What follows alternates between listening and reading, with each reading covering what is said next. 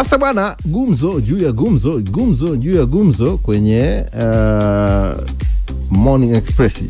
Gumzo East Africa Radio Morning Express.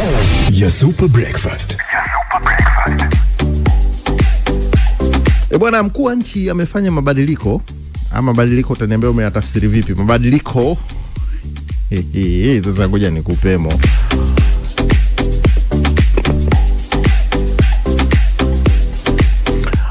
Rais wa Jamhuri ya Muungano wa Tanzania Dr. Samia Suluhu Hassan amefanya uhamisho na mabadiliko ya uteuzi wa viongozi mbalimbali. Hiyo ni kwa mujibu wa taarifa ambayo imetolewa na Katibu Mkuu Kiongozi Balozi Dr. Moses Kusiluka.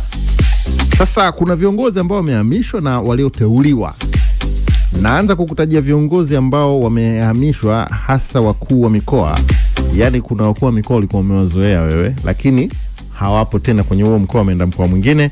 Na wa kwanza ni Mheshimiwa Kenani Labani Kihongosi. Unamkumbuka? Huyu alikuwa mkuu wa mkoa wa Simiyu. Sasa anakwenda kuwa mkuu wa mkoa wa Arusha kule kwa Makonda kule. Unashangaa nini? Anaenda kuwa kule. Mheshimiwa Kihongosi Kenani huyo anatoka Simiyu anaenda zake Arusha. Makonda anaenda wapi? Utajua mwenyewe. Mheshimiwa Anamringi Macha amehamishwa kutoka mkoa wa Shinyanga anaelekea mkoa wa Simiyu kule alikotoka Kihongosi kule. Sasa wapo ambao wameteuliwa kuwa wakuu wa mikoa, na hii ndio big story.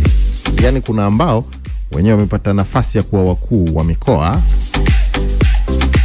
Unamfahamu na unamkumbuka Balozi Simon Nyakoro Siro, IGP mstaafu huyo, ameteuliwa kuwa mkuu wa mkoa wa Kigoma. Kwenye migebuka. Mwingine ni ndugu yetu na rafiki yetu Mheshimiwa Harry James. Tunafahamiana toka UVCCM, unamkumbuka huyu Sasa anakwenda kuwa mkuu wa mkoa wa Iringa. Kamwene Demno Fuela Makasi Iringa, mna mkuu wa mkoa mpya anaitwa Harry James. Unamkumbuka alikuwa mkuu wa wilaya Harry James huyo anakuja huko Iringa kwenye baridi kali. Sasa mwingine ni Mheshimiwa Mboni Mhita. Mboni Mhita anakwenda kuwa mkuu wa mkoa wa Shinyanga. Yuko Mheshimiwa Beno Morris Malisa. Beno Malisa, unamkumbuka huyu? Ametolewa kuwa mkuu wa mkoa wa Mbeya. Sasa yuko Mheshimiwa Jabiri Omari Makame. Jabiri Makame huyu anakuwa mkuu wa mkoa wa Songwe.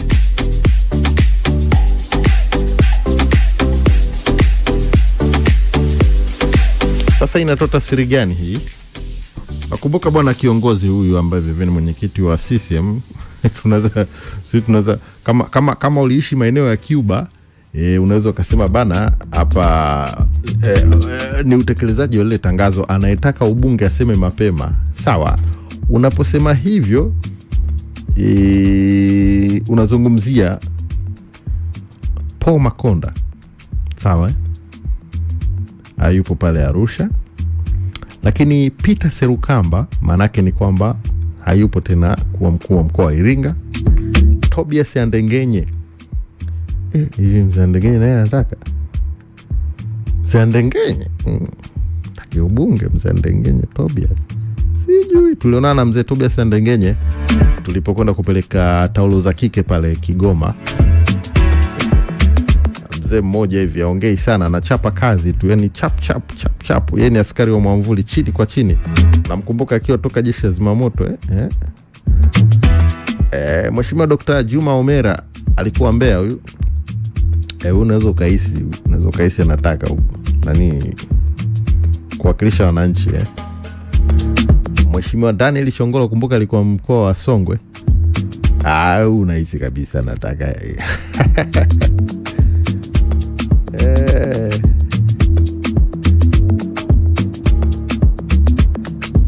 bana, issue ni kwamba bana, unaweza ukaotea hawa ni wakuu wa mikoa ambao hawapo maarufu kabisa, na unaweza ukabeti kama ni mtaalamu wa kubeti, mtaalamu wa kutandika mikeka bana, kwamba ile issue ya kwenda kuchukua majimbo imeiva imekuiva, imewiva. Unaweza kuona lugha mbalimbali. Kama mtu kama Mheshimiwa Makonda bwana anatajwa kujitosa pale Arusha mjini. Serukamba anaelezwa na kwenda pale Kigoma kaskazini. Ashaye kwenda hayo maeneo Serukamba kichuana na Zito Kabwe. Amemisi bunge Mheshimiwa Peter Serukamba. Toka enzi za Mama Anne Makinda, namkumbuka Mheshimiwa Serukamba. Dr. Juma Omera anatajwa kwenda na Mtumbo, na Mheshimiwa Chongola anatajwa kuelekea Makambako kule. Watu wewe. Kipenga kimefika. Bwana, hiyo ni nafasi ya kuwa mikoa. Sawa sawa Na natumaini kwamba umenielewa vizuri hapo. Sasa kwingineko zipo teuzi nyingine hapa. Kuna uteuzi wa katibu mkuu ambao Bi Agnes Meena ametolewa kuwa katibu mkuu wa Wizara ya Uvuvi, lakini kuna uhamisho wa makatibu tawala mikoa ambapo Bwana Rashidi Kasimu Mchata amehamishwa kutoka mkoa wa Pwani kwenda katibu tawala katika mkoa wa Tanga. Bi Pili Hassan Mnyema amehamishwa kutoka mkoa wa Tanga kwenda katibu mkuu wilaya katibu tawala katika mkoa wa Pwani. Kuna makatibu tawala Bwana Abdul Mhite amekuwa katibu tawala mkoa wa Dar es Salaam, na Dr. Frank Hawase ametolewa kuwa katibu tawala katika mkoa wa Songwe. Naibu katibu mkuu Dr. Hussein Omar amehamishwa kutoka Wizara ya Kilimo kwenda kuwa naibu katibu mkuu katika Wizara ya Elimu, Science na Teknolojia. Kuna naibu katibu wakuu wengi wako hapo.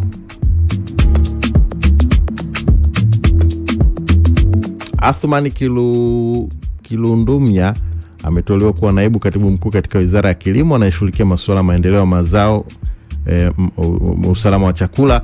Profesa Lawrence Makenga Msofe ametolewa kuwa naibu katibu mkuu ofisi ya makamu wa rais anayeshughulikia mazingira. Wakuu wa wilaya wapo vivyo waliohamishwa. Wakuu wa wilaya, Mheshimiwa Solomoni Jonas Tunda amehamishwa kutoka wilaya Songwe na kwenda kuwa mkuu wa wilaya ya Mbeya. Jafari Kubecha Mgamba amehamishwa kutoka wilaya Handeni kwenda kuwa katika wilaya ya Gairo. Mheshimiwa Amiri Muhammad Mkalipa amehamishwa kutoka wilaya ya Rumeru kwenda kuwa mkuu wa wilaya ya Ilemela. Sasa kuna ambao vile wameteuliwa kuwa wakuu wa wilaya. Estomini Mwatiobe Kiando ametolewa kuwa mkuu wa wilaya ya Kilolo, iko Iringa hii. Mheshimiwa Ayubu Yasini Sebabile ametolewa kuwa mkuu wa wilaya ya Muheza. Mheshimiwa Tekla Mkuchika ametolewa kuwa mkuu wa wilaya ya Butiama. Angela Mako Lubela ametolewa kuwa mkuu wa wilaya ya Serengeti. Maulidi Hassan Doto ametolewa kuwa mkuu wa wilaya ya Mvomero.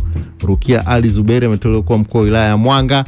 Bi Mwinyi Ahmad Mwinyi ametolewa kuwa mkuu wa wilaya ya Rumeru. Jubilete Winla Uo ametolewa kuwa mkuu wa wilaya ya Magu.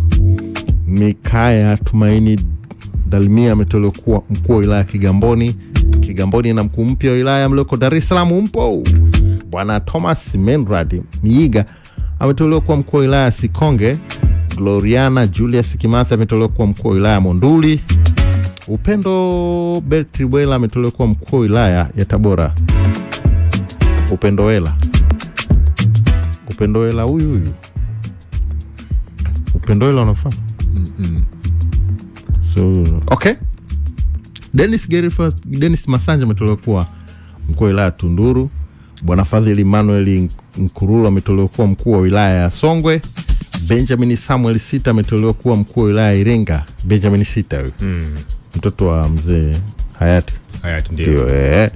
Salum Nyamwese ni mkuu wa wilaya ya Handeni, na Frankie John Mkinda mkuu wa wilaya ya Kahama.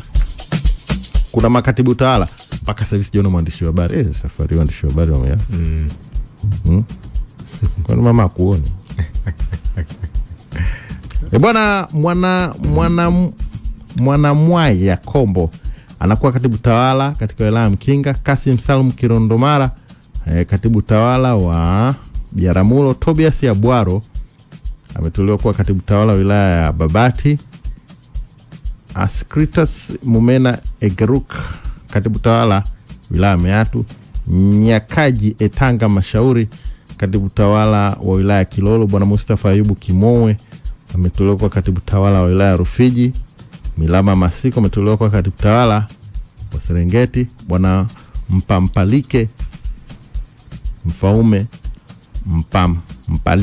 Mpampalika samani ametolewa kuwa katibu tawala wa wilaya ya Mwanga. Jamani, naendelea kusoma majina msije mkajiona usikute upo alafu ujui. Mkeka umetiki.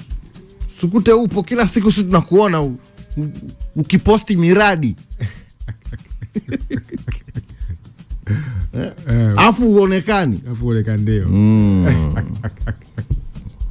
Sasa Rachel Jackson Mwalingo katibu tawala Mtwara, Zuberi Saidi Zuberi katibu tawala Magu, Angela Henry Mono katibu tawala Tanga, Mwamdola Miraji Gembe katibu tawala Same. Asijai kuona mitandaoni wote. Ushakuona mitandaoni? Sijawahi. Wekeo kina nani? Mwamdola tayari. Sabina Mwajeka katibu tawala Momba, Sostenesi Chakupanyuka katibu tawala Kaliua, na Adestino Gwelino Mwilinge katibu tawala wilaya Mbogwe. Uhamisho wa kurugenzi watendaji wa halmashauri bwana Justin Laurent Kijazi amehamishwa kutoka halmashauri ya manispaa Iringa na kwenda kwa mkurugenzi mtendaji jiji la Mbeya, na Zaina Mfaume Mlawa amehamishwa kutoka halmashauri ya wilaya ya Bahi kwenda kwa mkurugenzi mtendaji halmashauri ya Iringa. Pia kuna teuzi za wakurugenzi watendaji wa halmashauri ziko nyingi hapa. Nyingi kweli. Muda untoshi. Ingia Facebook na Instagram wa East Africa Radio utaona. Lakini kingine kubwa ni mhandisi Machibia Masanja ametolewa kwa mkurugenzi mkuu wa shirika la reli. Kwa hiyo sasa hivi shirika la reli pale yuko Machibia Masanja. Sasa bwana wataapishwa tarehe ambayo itapangwa baadaye. Ishu bwana mchungu hapa iko kwenye wakuu wa mikoa. Kuna wakuu wa mikoa wanaonekana kama wamehamishwa kimkakati. Wamehamishwa kimkakati. Kwa sababu hapo kijaribu kuzungumzia big story ni Paul Makonda. Nafasi yake imechukuliwa. Kinani kiongozi Peter Serukamba. Tobias Ndengeni najiuliza Ndengeni ataka jimbo. Politics ni marengo labda. Lakini IGP wameshachukua tena nini? Amekuwa ni. Kwa hiyo tunaweza tukaotea bana. Yale ambayo yalikuwa yanatajwa ni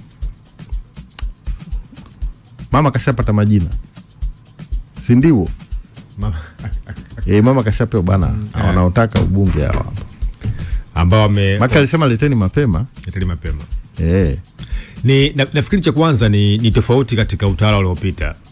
Kwa sababu unajua utawala uliopita ulisema wazi kabisa kwamba kila mtu alidhika na nafasi yake huko aliko kama unakumbuka. Sasa kwa utawala huu hapa kiutazama umekuwa ni tofauti. Watu wamepewa uhuru wa kuonyesha nia ambayo mtu atakwenda kugombea kwenye jimbo. Mwisho wa siku sasa nafasi za kiutendaji zisiweze kukaa wazi. Na kama unavyojua serikali huwa haisimami kwenye kufanya kazi. Utendaji wa serikali katika kuhudumia wananchi unatakiwa ufanyike kila siku. Sasa kama pale ambapo mkuu wa mkoa, mkuu wa wilaya anahisi kabisa kwamba akijipima kwenye malengo yake ya kisiasa, akijitazama kama mwanasiasa, akijitazama kama kiongozi, anahisi kabisa kwamba nafasi ya msingi nyingine ya kipekee ya kwenda kuwahudumia wananchi katika nafasi ya kuchaguliwa kwenye uchaguzi. Kwa lazima nafasi hizo ziweze kujazwa. Lakini nimeona sasa hivi ni tofauti, kwa sababu unajua hizi nafasi ambazo huwa zinateuliwa huwa hatuambiwi kwa nini mtu amechaguliwa na kwa nini mtu ameondolewa. Kwa sasa hivi ukitazama zimekuwa ni majina kama ulivyokuwa unamtaja mkeka hapa umetolewa, lakini sasa watu wamekuwa wakihusianisha na wakijaribu kufananisha na matukio ambayo yatajia kutokea katika taifa letu kwamba matukio ya uchaguzi. Kwa hiyo sio mbaya sana kuwaza hivyo. Jamani, teuzi ndio hizo hapo. Yale ambayo watu wanasema kila siku. Nani anasifia ile ateuliwe? Ndio hiyo mikeka imetoka, umemwona akateuliwa. Anasifia ili ateuliwe. Kuna mtu hivi, kuna watu kazi ni kusifia ile ateuliwe. Au sio wanasema mtandaoni. Nani anasifia sana ile ateuliwe? Anasifia sana ili na apate nafasi. Ile ateuliwe. Kwa watu wameweka conclusion Sam kigezo cha mtu kuteuliwa ni kusifiwa. Ete? Sasa bana ndio hivyo kumekucha na makucha yake na tafsiri yake ni kwamba lile mbugi ninahisi kabisa, unajua siasa za sasa hivi zimekuwa kama zina sasa hivi yani kulika chaguzi za siasa za uchaguzi nahisi kama sasa hivi zinatolewa macho na masikio makubwa sana kuliko 2020. Kwa nini? Yani kama kila mtu ana hamu nini kinakwenda kutokea. Ukiangalia wabunge tulionao kwa asilimia fulani ni wabunge wa chama kimoja, asilimia karibia 90 plus 95 sawa. Ukiangalia ndani hawa wabunge kuna wabunge ambao waliingia kwa utaratibu wa utashi wa mwenyekiti aliyepita hayati kwamba okay, huyu alipata namba 3, huyu namba 1, akimchukueni namba 3 tunamweka kimkakati. Sasa wale walioko namba 1 wengi hapa Kawe, unajua bwana, na maeneo mbalimbali kule Tanga wapi. Maana ni kwamba pia ni watu ambao sidhani kama wamekaa hivi.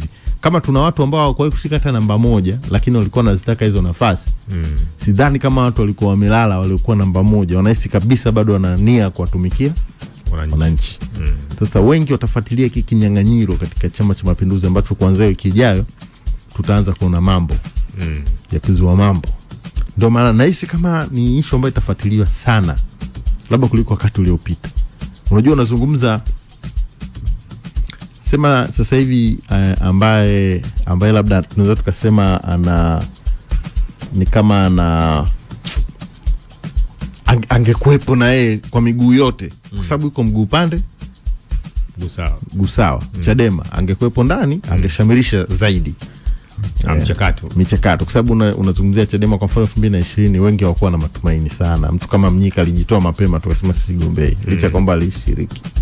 Naona kuna tukibao. Sasa nadhani wangekuepo huko ndani tungeona lile mboka. Sababu kwa nini nakwambia hivyo, angalia hapa taarifa nyingine hii hapa ni kwamba CCM kuna taarifa iko hapa imesitisha ziara. Chama cha Mapinduzi kimesitisha mara moja ziara za mikutano, semina na makongamano yanayohusu wajumbe wa vikao vinavyopigia kura maoni ya wagombea kwa ngazi zote mpaka baada ya kura za maoni.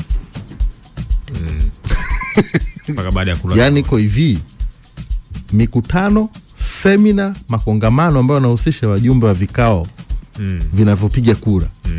Yani wale wajumbe wanakupigia kura wale kuna semina zake sijui kuna makongamano kwa chagueni kiongozi mwadilifu, chagueni kiongozi ambaye anatufaa, chagueni kiongozi ambaye anahitajika kwa chama. Sasa hao makongamano yanahusisha wale wajumbe wa vikao vinavyopiga kura maoni ya wagombea. Vimepigwa stop. Kwa kama ulikuwa umejipanga, kwa mfano kama juzi nilikuwa na mgombea mmoja anaenda kutetea nafasi yake. Ndio. Alikuwa kwenye jimbo hapa mjini. Yeye ilikuwa ni operation ya kwenda kuambia watu alichokifanya. Alikwenda kuweza utekelezaji wa sera. Lakini sasa ukiangalia jinsi walivyomzunguka pale unaona kuna namna. Ndio maana mchungu nimekwambia mwaka huu bwana uchaguzi utafuatiliwa hivi. Kwa sababu angalia pia CCM spana wanazopiga. Wanahitaji watu piwa wa kuingia bungeni. Wanahitaji watu wasafi. Wanahitaji watu fulani hivi. Hakuna cha kusema umemwaga hela wala nini. Kwa safari hii wajumbe na hisi watakuwa dili zaidi ya wajumbe wa mwaka 2020. 2020 unajua wajumbe ndio waliwika sana. Sema unajua ni kwamba inawezekana unavyosema. Lakini mimi natazama kwamba unajua ni heri katika chama kuwa na watu wengi ambao wanatamani nafasi za kiuongozi. Hiyo maana yake ni kwamba inaonyesha kwamba sasa kama kuna chama husika, chama hicho kimekomaa na kimekuwa kikiandaa viongozi na kikiandaa wanachama. Kwa hiyo chama kinapokuwa na makada wengi ambao wakijipima, wakijiangalia, unahisi kabisa kwamba wao wanatosha kuwa sehemu ya nafasi za kiuongozi. Tafsiri ni kwamba sasa chama hicho kimekuwa na kina rasilimali watu ambao ndo watu wa msingi katika kufanikisha shughuli mbalimbali za chama na utekelezaji wa irani, hata utekelezaji wa wale matarajio ya wananchi. Lakini sasa kigezo gani ambacho kama chama kinatumia kuweza kuleta hao wagombea? Hilo ndio swala la msingi zaidi. Kwa sababu kila uongozi una sifa zake, na kila uongozi una malengo yake, na kila uongozi unatamani kuwa na watu ambao wataweza kufanikisha ile irani ambayo wanachama au wananchi wanatarajia kutoka kwenye chama husika. Kwa sababu ukisoma siasa zetu za kuna Tanzania, chama kina nafasi kubwa zaidi katika kuisimamia serikali na hata kuhakikisha kwamba maoni ya wananchi na maoni ya umma yanatekelezwa dhidi ya serikali husika. Okay. Na hiyo dhana sasa ukitazama inaitwa kwamba chama lazima